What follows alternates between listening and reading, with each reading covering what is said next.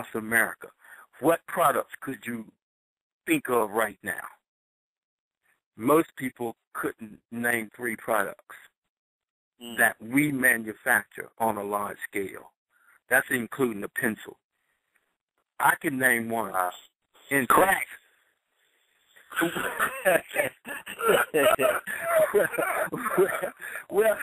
well, you say crack. Well, I really don't know how they manufacture crack, but I think it comes from someplace, and they get it and they do something to it. They cook it up, man. They whip it real hard. Whip it real hard. But look, they not buying. Look, they selling the crack, but they not even buying the initial product is the powder coat before it turns into that Ready Rock. So that's not coming. That don't come from Africa. You feel me? Like that's not coming from no brothers are even making that.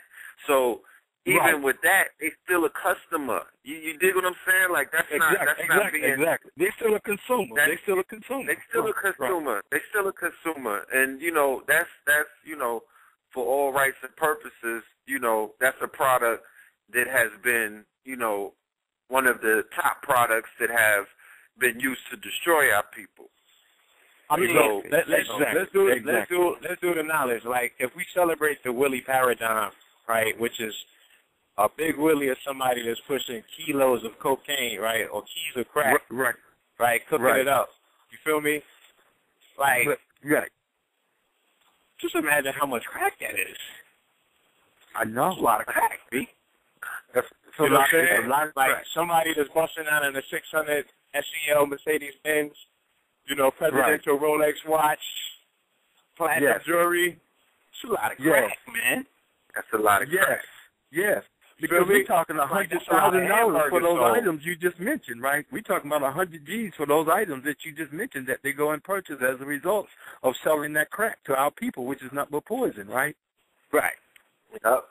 So what if we celebrated as a result to shine and be iconic, in a quote-unquote hood setting? I mean, you really have to do the devil's bidding. Feel me? Like, you really have to decimate your hood in order to get on top, and we celebrate that. You can't be no regular devil. You know what I'm saying? You have to be the cream de la cream. You know what I'm saying? Of the divine devil order. You feel me? Like, you really got to put your foot in this thing. You feel me? Like, your body count got to rack up something considerably. Your slow death campaign has to be unparalleled. You dig what I'm saying? And we celebrate that. You know what I'm saying? Exactly. But see, that's the thing that I said. Like, when I mentioned that, you came up and mentioned the number one product that's sold in our community is crack. And the people and the big woolies who sell it is held up as being the people to be revered in the community. Like, oh, he got this, oh, he got that. But he's destroying his own people in order to get it. So how is it that this guy is the guy that everybody should be looking up to? He's the main devil. That's Satan himself right there. That's destroying. He's creating more destruction than he's bringing any other thing into the community. So that's what I'm mentioning now, is that I'm challenging the people in the communities throughout America to name what products that we control on a mass scale in this country that we sell and manufacture. Now, I know one brother, he markets a product, a product to the auto industry. That's Dave Bean. He became the mayor now of Detroit. But he's been in business for years making some auto parts for the auto industry. But those products are not directly wholesale to us, whereas we can earn monies from those particular products. Now look at all of the sports figures. Look at all the entertainers that are out here that's in our community that sells their entertainment to us. What products do they manufacture and wholesale to us that we can turn around and or earn a living from it? But they always say they appreciate the support that we give them. So what is the type of appreciation that they're going to give back to us? What products do they have? They don't have any products, not that I know of. So this thing becomes a big mystery to me as to that the people that have the resources that can manufacture something that they can turn around and wholesale to their own people, and their own people can turn around and retail it to themselves. And people can earn a good wage and earn a good living, and therefore the big woolies would disappear with their crack selling and their destruction of the communities. So that's why I come on with challenges. And another challenge I want to speak about tonight, which I'm changing the subject for a little bit, is that when the speakers come on with their information or their subject matter that they're talking about, how is it that most of the listeners never ask them where did they get their information from?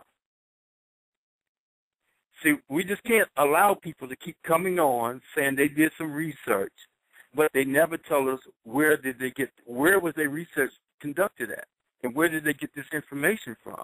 This information could have come from the enemy. So, there's a lot of challenges that I think that we're going to have to contend with in our community in order to straighten this thing out, so that way we can rise to what the a top. revolutionary idea. Brother, because I hear a lot of propagation of propaganda. That's right. See, I watch a lot of times on YouTube, and people say, oh, well, I got this new information I just came out with based on my research, but he never said where he researched that. Because if you're researching on the Internet or you're researching in a library and you're not researching in the depths of your mind, but you're reading some other material, that means it came from another mind. So in actuality, that's not yours. That's regurgitation. That's why I want people to challenge me. Ask me, where did I get my information from? I don't have no problem telling people where I got mine from. You see, there's a difference, when people are out here dispelling information in the community, but yet still they're not saying the source or where it's coming from. That could be poison, too. Poison doesn't have to physically be poison. It could be mental or spiritual poisons. It's still poison. But see, everything is in the mental world anyway, first. So how is it getting into the minds of the people? The other day there was a release of a new album into the community, and it has a title on it that's referring to a document or a declaration document that was given to a certain people in 1215. And I know most of the listeners who have a certain phone right now, Galaxy phone. Right. You said it right, brother. That Magna. It's interesting that I've been following the whole, because I love, I like when things get hyped up. I love because I love when the audience is engaged. I'm a researcher that, I love popular culture, and I love, I just love marketing campaigns and things of that nature. So I've been following the whole build-up from, on Twitter, you know what I'm saying, on other social networks and things of that nature. I've read a ton of articles. I've read reviews about the album. I read the hype that was leading up to the album.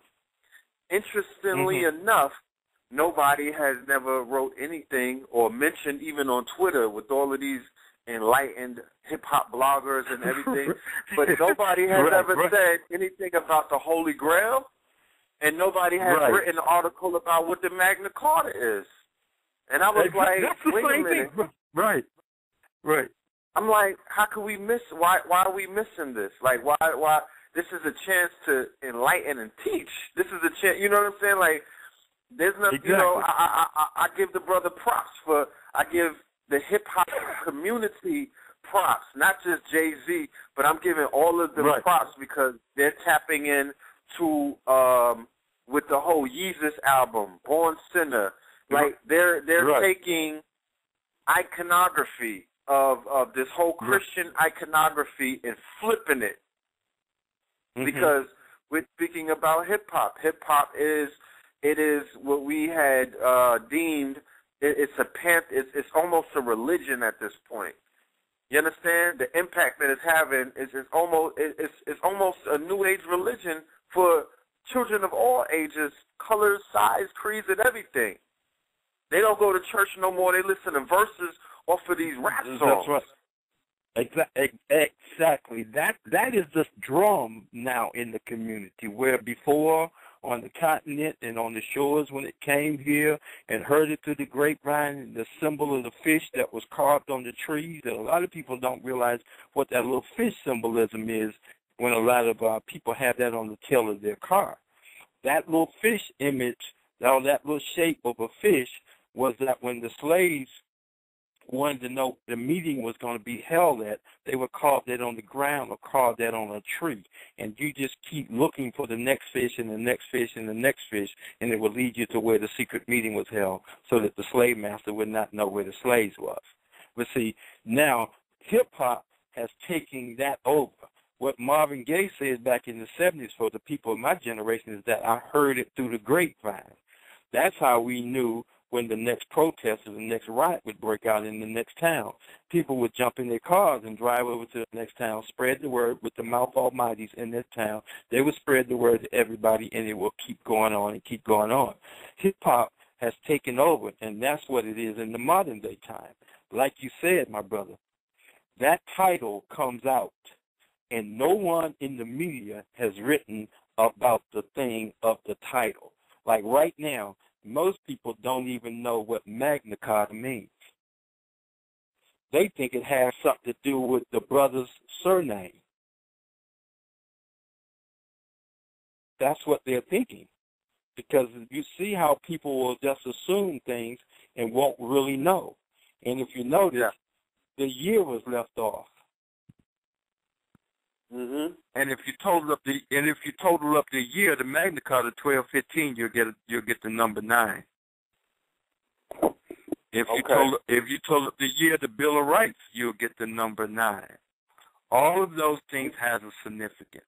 You know, it's just that we don't want to go on that subject tonight because, you know, of course, we were here talking about the economics of bringing and rising the economics in the community and make our people become aware of some of the opportunities that exist, even though that they're on a smaller scale. But we can make it big overnight. It's just by supporting those companies and making inquiries about wholesale of those products that we can sell to our people. Because think about it. Go ahead, brother. Just adding on to what you were ultimately saying is that at this point in the game, I'm speaking from, you know, somebody having a vantage point of being inside of the community, both behind the scenes and in front of the cameras or what have you, whatever that means. But I can identify through careful observation, sitting amongst the round table of all of these enlightened teachers that have come along and all of these influential brothers and sisters that are in the community that are making moves. One of the main, like you're saying, one of the main issues that has plagued this movement for decades, and it continues, it won't go away. It's almost like an infliction that you can't ignore it. It's economic instability and the lack of economic empowerment. Now, we all familiar with this. Some people were trying to blame it on the fact that we all, you know, that the conscious community adapted a poor righteous teacher mentality and a doctrine, and that was what was, you know, so it went into the subconscious. So therefore, because we live in the third dimensional illusionary material plane, because the poor righteous teacher thing was in your subconscious, that's what you were projecting. I say that that's a crock of BS because you're talking about the hip hop generation. A lot of my contemporaries come out of the hip hop era, the hip hop generation. So we never subscribe to the poor righteous teacher mentality. We will